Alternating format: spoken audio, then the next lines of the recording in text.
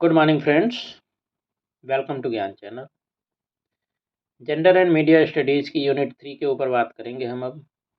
इसके अंदर हम कवर करेंगे ह्यूमन राइट्स के जो यूनिवर्सल डिक्लेरेशन है यूएन का। इसके बाद कॉन्स्टिट्यूशनल प्रोविजंस ह्यूमन राइट्स के लिए इंडिया में क्या क्या हैं, लीगल प्रोविजंस क्या हैं, एंटी डोरी, सीता, PNDT, prevention of sexual harassment at work place, Vishaka guideline बोला जाता है, domestic violence acts, women rights of property, uniform civil code, poverty rights, property rights जैसे रिलीजियस बैकग्राउंड के हिसाब से मुस्लिम, क्रिश्चियन एट्सेट्रा। इसके अलावा स्पेशल इनिशिएटिव्स क्या क्या है वुमेन के, सेक्सुअल असॉल्ट लॉस इंडिया के क्या क्या हैं, जेंडर इश्यूज मैनेजमेंट में क्या क्या हैं। तो इन सब चीज़ों के ऊपर हम बात करेंगे। तो चलिए शुरू करते हैं। पहले हम बात करेंगे universal declaration of human rights. तो universal declaration of human right UDHR बोला जाता है। ये एक बहुत ही लैंडमार्क डॉक्यूमेंट है। यूनाइटेड नेशंस जनरल असेंबली ने इसको 10 दिसंबर 1948 को अडॉप्ट किया था। इसके बाद से ही 10 दिसंबर को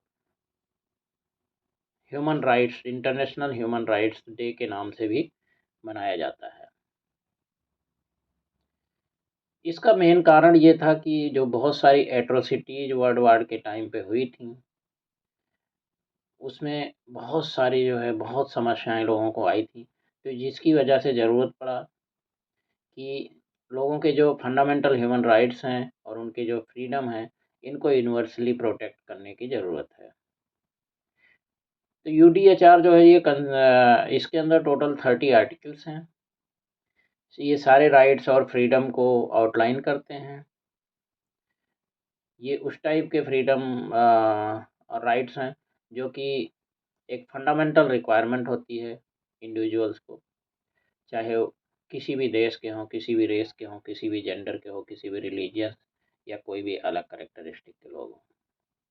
तो इसका जो हम ब्रॉड समरी की बात करेंगे यहाँ पे कि universal declaration of human right में क्या की प्रिंसिपल्स और राइट्स कौन कौन से हैं जो कि उसके अंदर कवर होते हैं। सबसे पहले equality and non discrimination.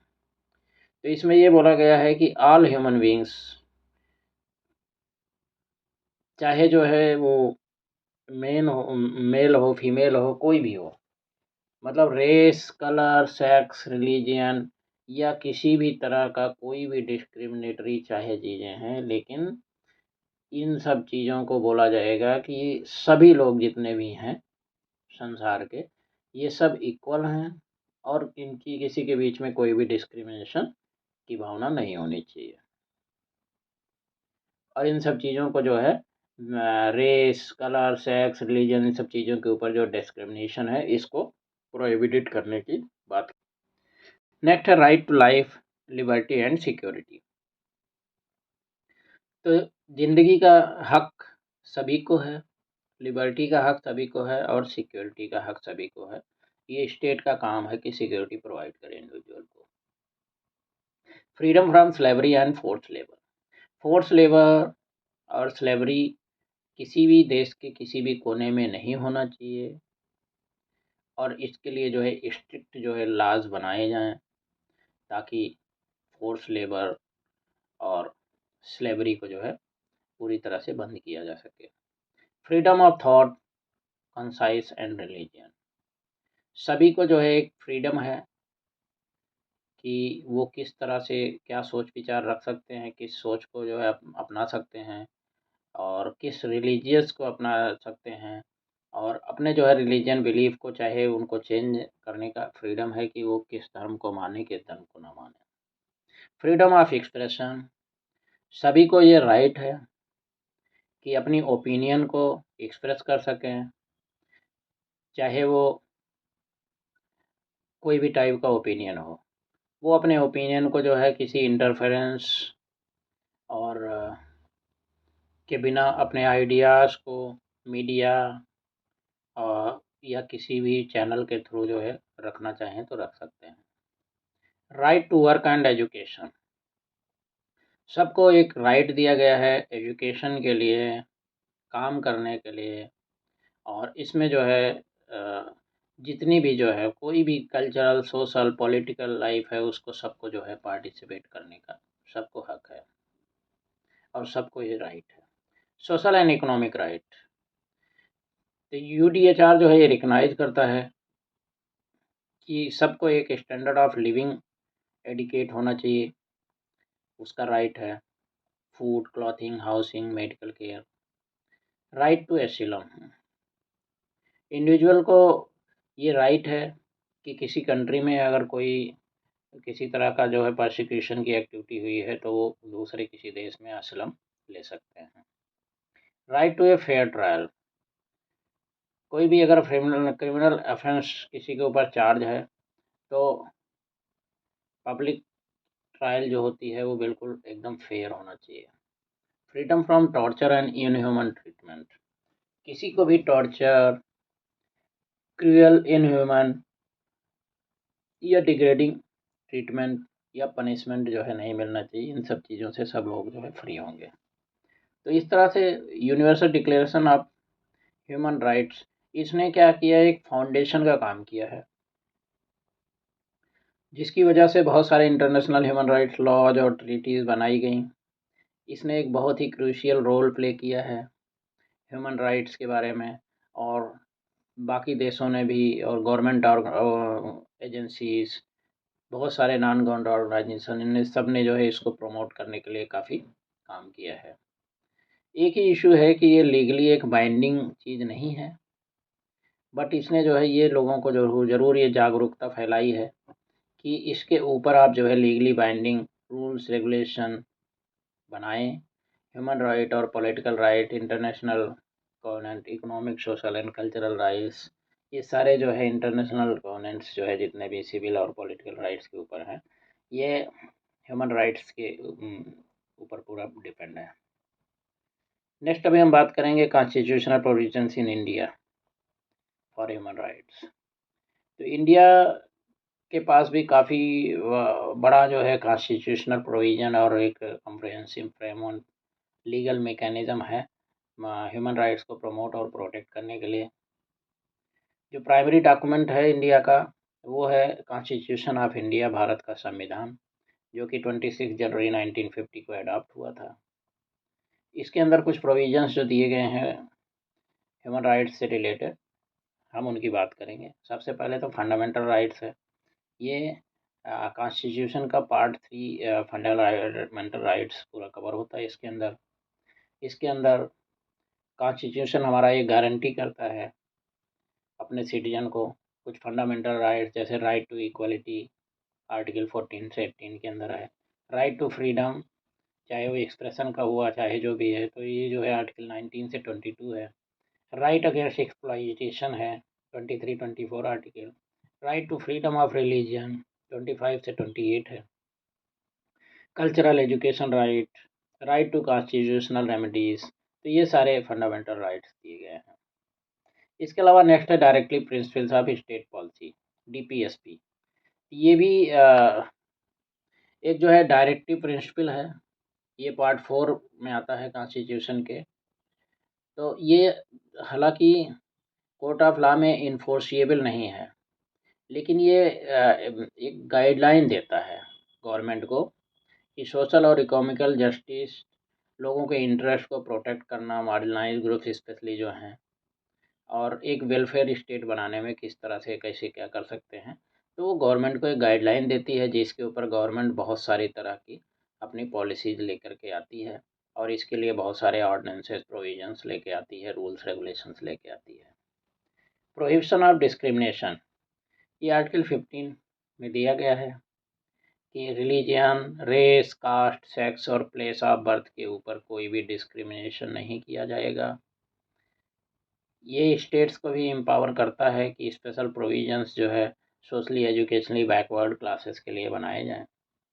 Abolition of untouchability, article 17 के अंदर ये जो है अनटचेबिलिटी की प्रैक्टिस को किसी भी फॉर्म में उस चीज़ को जो है अवॉइड करने के लिए बताता है।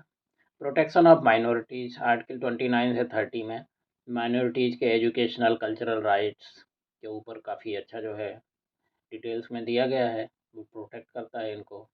आर्टिकल 30 ग्रांट करता है कि इस्टेब्लिश करें आप जो है एजुकेशनल इंस्टीट्यूशंस में एक एडमिनिस्ट्रेशन इस तरह से होना चाहिए उनके चॉइस का। Right to constitutional remedies article 32 ये इंडिविजुअल्स को इनेबल करता है कि डायरेक्टली वो सुप्रीम कोर्ट को जो है अप्रोच कर सकते हैं कोई भी फंडामेंटल राइट्स का अगर कहीं कुछ इन्फोर्समेंट उसके अंदर हो रहा है। तो इसको जो है एक तरह से heart and soul of Indian constitution भी बोला जाता है। इसके अलावा ह्यूमन राइट कमीशन, बहुत सारे ह्यूमन राइट कमीशन नेशनल और स्टेट लेवल के ऊपर हैं, जैसे national human rights commission, state human rights commission, ये सब बनाए गए हैं ताकि कोई भी वायलेशन है तो उसको इन्वेस्टिगेट किया जाए और ह्यूमन राइट्स अवेयरनेस को लोगों के बीच में लाया जाए। Protection of tribal rights article 244 ये प्रोवाइड करता है कि ट्राइबल एरिया जितने भी हैं इंडिया में उनके राइट्स और इंटरेस्ट को, जितनी भी ट्राइबल कम्युनिटी है उनको प्रोटेक्ट किया जाए।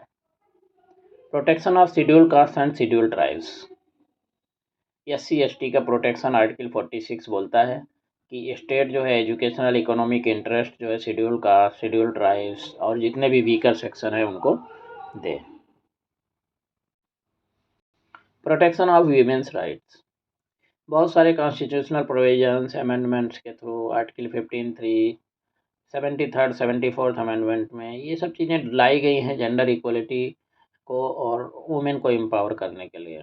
प्रोटेक्शन ऑफ चिल्ड्रंस राइट्स, बहुत सारे आर्टिकल और अमेंडमेंट्स जो है लाए गए हैं कि वेलफेयर ऑफ चिल्ड्रन, उनका जैसे राइट टू एजुकेशन वगैरह है, इसके लिए काफ़ी जो है प्रोटेक्शन दिया गया है। Protection of right to privacy, right to privacy एक फंडामेंटल राइट है और इसको भी जो है सुप्रीम कोर्ट ने रिकॉग्नाइज़ किया है और इसको भी काफ़ी जो है प्रोटेक्शन, प्राइवेसी को भी काफ़ी प्रोटेक्शन दिया गया है। तो इस तरह से ये कॉन्स्टिट्यूशनल प्रोविजंस, बहुत सारे लॉज रेगुलेशन बनाए गए हैं ये ह्यूमन राइट्स प्रोटेक्शन और प्रमोशन के लिए इंडिया के अंदर। लेकिन ये भी बहुत ज़रूरी है कि इनका इफ़ेक्टिव इम्प्लीमेंटेशन और इन्फोर्समेंट बहुत ज़रूरी है। कभी कभी ये जो है चैलेंजिंग टास्क हो जाता है और जो लॉ इन्फोर्सिंग एजेंसीज हैं उनको बहुत चैलेंज होता है कि इनको सही तरीके से लागू किया जाए और सही तरीके से लोगों को इसका प्रोटेक्शन मिल सके। नेक्स्ट है लीगल प्रोविजंस इन इंडिया। तो लीगल प्रोविजंस बहुत सारे एक्ट्स बना करके और जो gender based violence, harassment, discriminatory issues हैं इनको सबको जो है ध्यान में रखते हुए बहुत सारे प्रोविजंस बनाए गए हैं। हम समरी में कुछ चीज़ों के बारे में बात करेंगे। सबसे पहले जो है डॉरी प्रोहिबिशन एक्ट 1961, इस एक्ट को लाया गया था कि गिविंग या टेकिंग डॉरी को रोकने के लिए।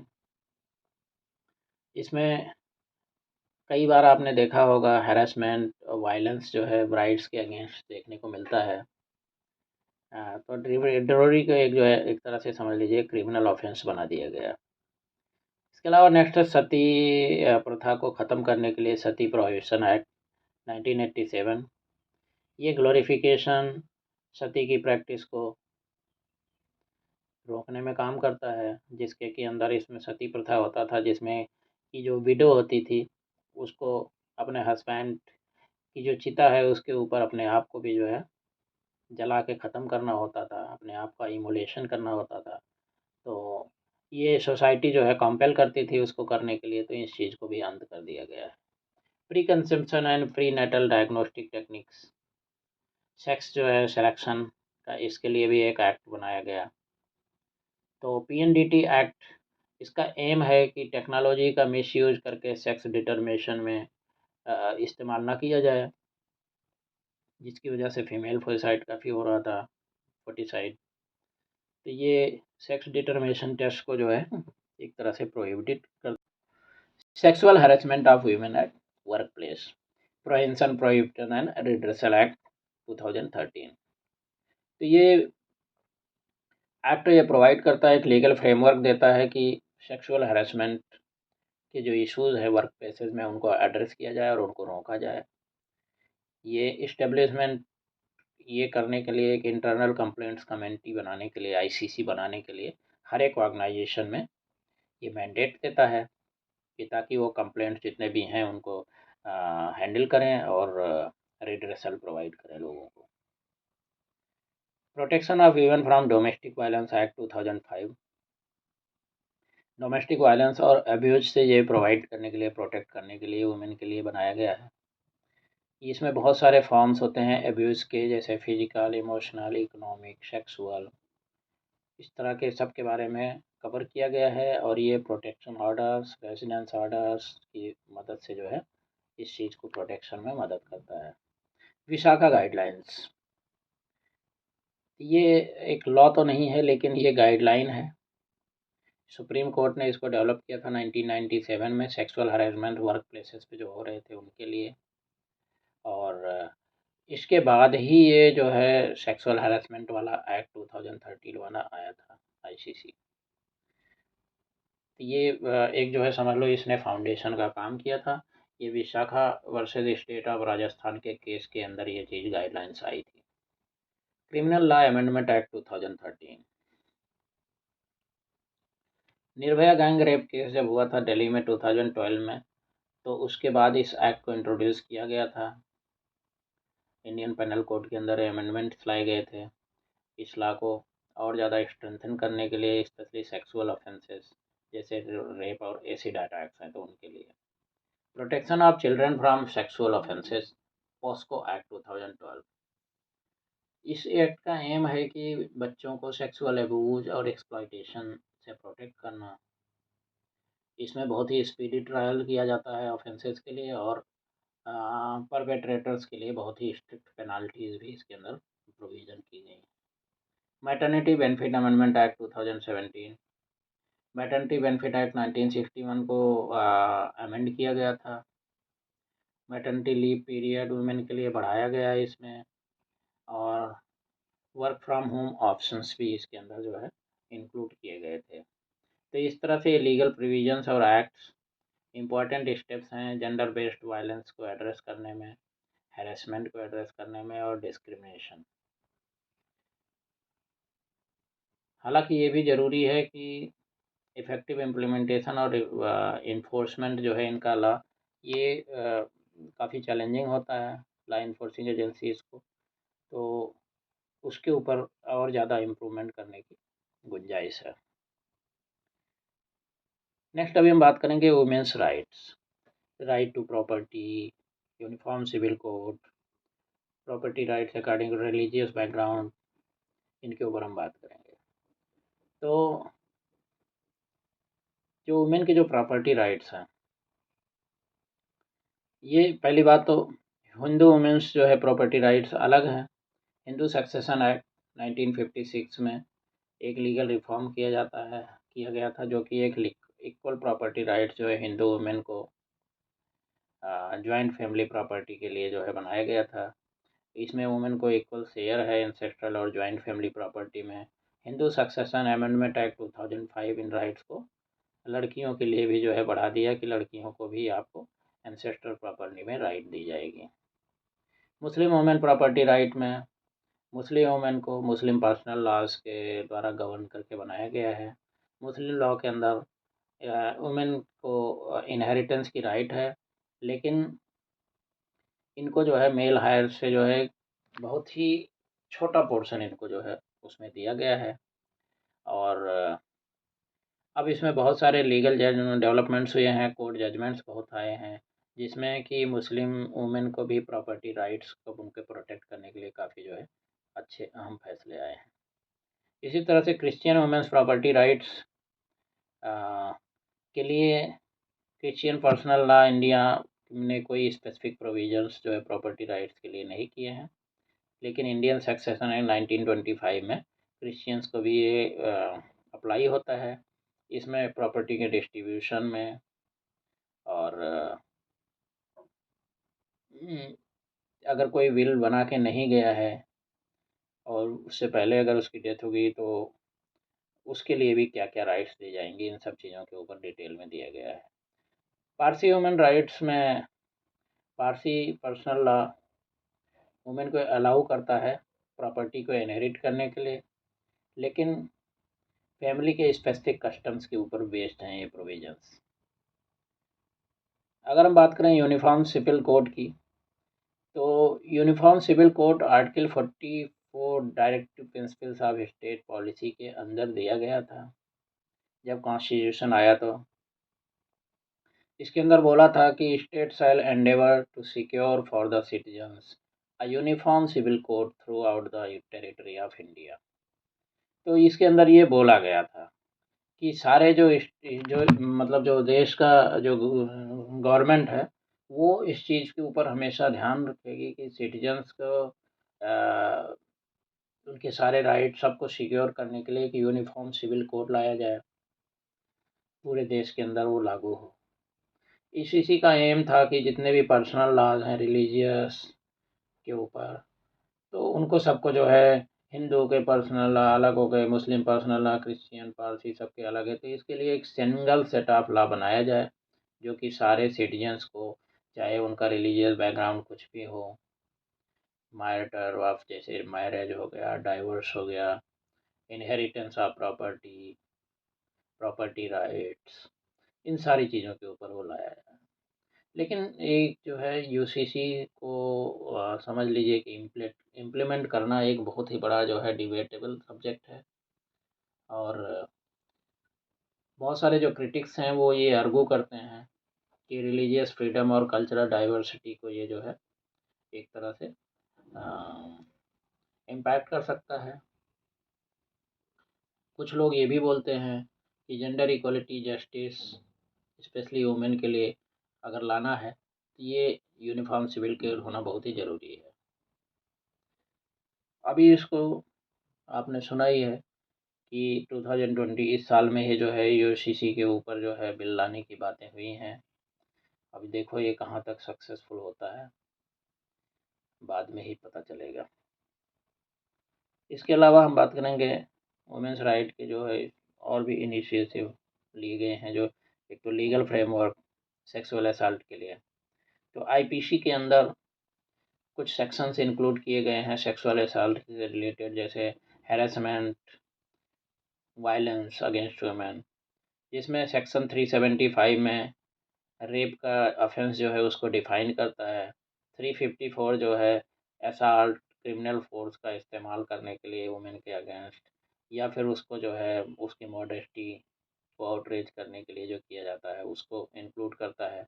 सेक्शन 376 ए बी और डी बी, ये जो है अमेंडमेंट्स के थ्रू इंट्रोड्यूस किए गए थे। इसके अंदर सेवियर पनिशमेंट दिए गए हैं एक्चुअल ऑफेंसेस में, जैसे रिपीट ऑफेंसेज और ऑफेंसेज माइनर से रिलेटेड अगर है तो। इसी तरह से क्रिमिनल लॉ अमेंडमेंट एक्ट 2013 आया था, जो निर्भया एक्ट के नाम से भी इसको बोला जाता था। दिल्ली गैंगरेप के बाद आया था ये 2012 में जो गैंगरेप हुआ था। इसमें बहुत ही स्ट्रिक्ट पेनल्टीज हैं सेक्सुअल ऑफेंसेस के लिए, डेथ पेनल्टी तक इसके अंदर दिया गया है। नेक्स्ट है special initiatives and support for women. One stop centres OSCs बनाए गए हैं। इमीडिएट सपोर्ट और असिस्टेंट जो है वुमेन को अगर वायलेंस से अफेक्टेड हैं जैसे सेक्सुअल असॉल्ट से, तो ये सेंटर्स जो है medical legal counselling services offer करती हैं। निर्भया फंड एक बनाया गया है, इंडियन गवर्नमेंट ने इसको सेटअप किया था। जितने भी इनिशिएटिव जो है सेफ्टी और सिक्योरिटी वुमेन का है उसको जो है सपोर्ट और इन्हांस करने के लिए। इसमें इंफ्रास्ट्रक्चर को इम्प्रूव करना, वुमेन की सेफ्टी जो है पब्लिक ट्रांसपोर्ट में बढ़ाना, इसके अलावा क्राइसिस सेंटर्स का इस्टेब्लिशमेंट शामिल है। महिला पुलिस स्टेशन, बहुत सारे स्टेट्स जो इंडिया में हैं उन्होंने स्पेशल पुलिस स्टेशंस जो है महिला पुलिस स्टेशंस को डेवलप किया है। यूपी में आप देखेंगे बहुत सारे पिंक बूथ्स बने हुए हैं जिसके अंदर महिला कांस्टेबल हमेशा रहती हैं, और लगभग लगभग हर मोहल्ले सोसाइटी के अंदर ये अवेलेबल है पिंक बूथ। उनका प्रेजेंस हमेशा रहता है, किसी को कोई भी प्रॉब्लम होने से तुरंत वहाँ पे जाके रिपोर्ट कर सकता है। लीगल एड एंड अवेयरनेस, बहुत सारे प्रोग्राम और initiatives legal awareness, free legal aid women को प्रोवाइड करने के लिए ताकि उनको जो है जस्टिस मिल सके, उसके लिए बनाई गई है। Sexual harassment eight work place, ये विशाखा गाइडलाइंस आई थी, उसके बाद sexual harassment of women eight work place prevention prohibition and redressal act 2013 लाया गया, जो कि एक लीगल फ्रेमवर्क प्रोवाइड करता है सेक्सुअल हैरेसमेंट वर्क प्लेसेस में कोई भी अगर हुआ तो उसको एड्रेस करने के लिए। इसके अंदर ये भी मैंडेट किया गया है कि इंटरनल कंप्लेंट कमेटी आईसीसी सारे ऑर्गेनाइजेशन के अंदर बनाई जाए। अवेयरनेस कैंपेन, बहुत सारे कैंपेन अवेयरनेस प्रोग्राम्स कंडक्ट किए जाते हैं गवर्नमेंट या नॉन गवर्नमेंट ऑर्गेनाइजेशंस के द्वारा, ताकि लोगों को वुमेंस राइट्स और इस जेंडर इक्वलिटी के इम्पोर्टेंस के ऊपर उनको अवेयर किया जा सके। क्राइसिस हेल्पलाइन, बहुत सारी हेल्पलाइंस अवेलेबल की गई हैं वुमेन के लिए, वुमेन इंसिडेंट्स उन्हें उनको रिपोर्ट करने के लिए, असिस्टेंस लेने के लिए, तो ये सारी चीज़ें बनाई गई हैं। इसमें यही इम्पोर्टेंट है कि लीगल रिफॉर्म्स चैलेंज हैं बहुत सारे किए गए हैं, लेकिन जो है सोशल असॉल्ट और वायलेंस के केसेस जो होते हैं उनको एड्रेस करना, वो इन्फोर्समेंट वो इशू अभी भी है पूरी तरह से, वो अभी तक लागू नहीं हो पाई है और सभी को पूरी तरह से इसका मदद अभी तक नहीं मिल पाता है। कई जगह पे काफ़ी खामियां रह जाती हैं, इन्वेस्टिगेशन के इश्यूज हो जाते हैं, वुमेन जो है सामने नहीं आती हैं अभी भी, क्योंकि उनको अभी भी अवेयरनेस की कमी है। तो ये सारे इश्यूज हैं, इनको भी एड्रेस करना ज़रूरत है। नेक्स्ट अभी हम बात करेंगे वुमेंस की राइट्स, इसके अंदर जो जेंडर इश्यूज मैनेजमेंट के अंदर हैं किस तरह से हैं, इसके अलावा सोशल रोल्स में मल्टीपल रोल्स इन सब चीज़ों में कैसे क्या क्या हैं। तो सबसे पहले वुमेन इन मैनेजमेंट, तो मैनेजमेंट के अंदर उनका अंडर रिप्रेजेंटेशन एक इशू है। वुमेन को अक्सर जो है आप देखेंगे लीडरशिप और मैनेजमेंट पोजीशन में अंडर रिप्रेजेंट किया जाता है बहुत सारे इंस्टीट्यूट और ऑर्गेनाइजेशन में। ये इसको ग्लास सीलिंग के नाम से बोला गया है। नेक्स्ट है जेंडर बयास, जेंडर बयास और स्टीरियोटाइप्स जो है वो हायरिंग प्रमोशन लीडरशिप अपॉर्चुनिटीज़ के ऊपर काफ़ी जो है समझ लीजिए एक तरह से एक बहुत बड़ी बाधा है। तो जेंडर बयास को ख़त्म होना बहुत ज़रूरी है। इसमें जेंडर बयास होने की वजह से वुमेन के साथ जो है वर्क प्लेस पे भी अक्सर आप देखेंगे डिस्क्रिमिनेशन किया जाता है। वेज गैप, पे गैप जो है बहुत सारी कंट्रीज़ में पाया जाता है, हालांकि इंडिया के अंदर ये सब चीज़ें अभी काफ़ी रिड्यूस हो रही हैं, बहुत ही कम है, समझ लो नहीं के बराबर है, स्पेशली जो ऑर्गेनाइज सेक्टर में है। तो ये भी एक जो है लेकिन इशू है। लैक ऑफ मेंटरशिप, वुमेन को बहुत सारे चैलेंजेज होते हैं जिसमें उनको फीमेल मेंटर्स की ज़रूरत होती है और रोल मॉडल की ज़रूरत होती है लीडरशिप पोजीशंस में, जो कि इनके जो है करियर एडवांसमेंट को इम्पैक्ट कर सकती है। इसके अलावा मल्टीपल रोल्स वुमेन का जो है वर्क लाइफ बैलेंस, ये भी एक इशू है। बहुत सारे वुमेन मल्टीपल रोल करते हैं, जैसे कि अपना करियर भी देखना, फैमिली रिस्पॉन्सिबिलिटी, सोसाइटल एक्सपेक्टेशन को भी साथ में लेके चलना। तो इन सारे रोल्स को बैलेंस करना बहुत ही चैलेंजिंग और उनका जो है खुद की जो है अपना समझ लीजिए उनकी वेलबींग को ये इम्पैक्ट करता है। केयर गिविंग, वुमेन को प्राइमरी केयर गिवर जो है फैमिली में जनरली माना जाता है, जिसकी वजह से उनको एक डबल बर्डन जो है अपना काम भी मैनेज करना और केयर भी रिस्पॉन्सिबिलिटी, ये दोनों की दोनों आ जाती हैं। Societal expectations, societal norms expectations women के रोल के ऊपर, जैसे उनको नर्सरिंग केयर गिविंग का काम, ये जो है कभी कभी जो है कैरियर एस्पिरेशन में एक कन्फ्लिक्ट का काम कर सकता है। Self and social role interface, intersectionality, women की एक्सपीरियंसेस मैनेजमेंट में race ethnically sexual orientation socio economic backgrounds, इन सब चीज़ों के ऊपर डिपेंड हो जाता है। ये फैक्टर्स हैं जो शेप करते हैं इसको। इंटरसेक्शनलिटी जो है ये हाईलाइट करता है कि किस तरह से मल्टीपल सोशल आइडेंटिटीज़ एक्सपीरियंसेस और अपॉर्चुनिटीज़ को इन्फ्लुएंस करते हैं। Cultural and societal expectations, cultural norms societal expectations हर एक सोसाइटी में अलग अलग ये मतलब वैरी करते हैं। ये वुमेन के रोल्स को एक तरह से मैनेजमेंट और सोसाइटी के अंदर जो है नेविगेट करने का काम करते हैं। ये एक्सपेक्टेशंस कभी-कभी आप देखेंगे कि जेंडर रोल्स को काफ़ी जो है एक तरह से रीइंफोर्स करने की कोशिश करते हैं। रोल कॉन्फ्लिक्ट तब होता है जब इंडिविजुअल डिमांड और एक्सपेक्टेशन बहुत सारे रोल्स के बीच में जो ऑक्युपाई कर रहे हैं उसके अंदर जब कॉन्फ्लिक्ट होती है, तो मैनेजमेंट में अगर हम देखेंगे रोल कॉन्फ्लिक्ट अराइज होता है उनके करियर एस्पिरेशन को और अपना सोसाइटल या फैमिली रोल्स को दोनों के बीच में जो है मैनेजमेंट करना बहुत ज़रूरी होता है।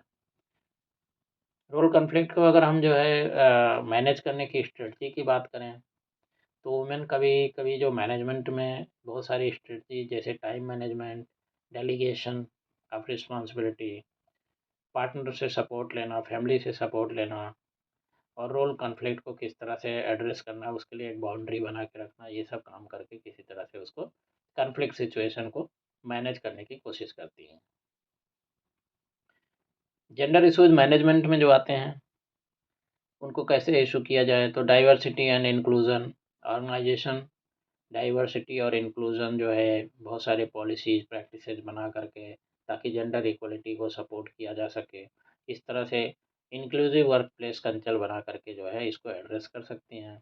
इसके अलावा मेंटरशिप और स्पॉन्सरशिप के द्वारा भी इसको जो है मेंटरशिप स्पॉन्सरशिप प्रोग्राम्स ला करके वुमेन को करियर एडवांसमेंट की अपॉर्चुनिटी का गाइडेंस दिया जा सकता है।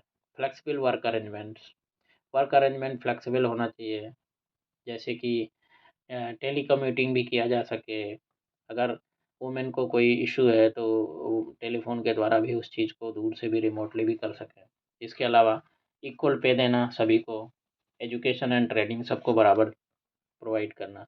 तो इस तरह से जो है मैनेजमेंट में इश्यूज़ को इनको एड्रेस किया जा सकता है। तो यहाँ पे हमारा ये यूनिट ख़त्म होता है। नेक्स्ट यूनिट में जल्द आपसे मुलाकात होगी। Thank you. Have a very nice day.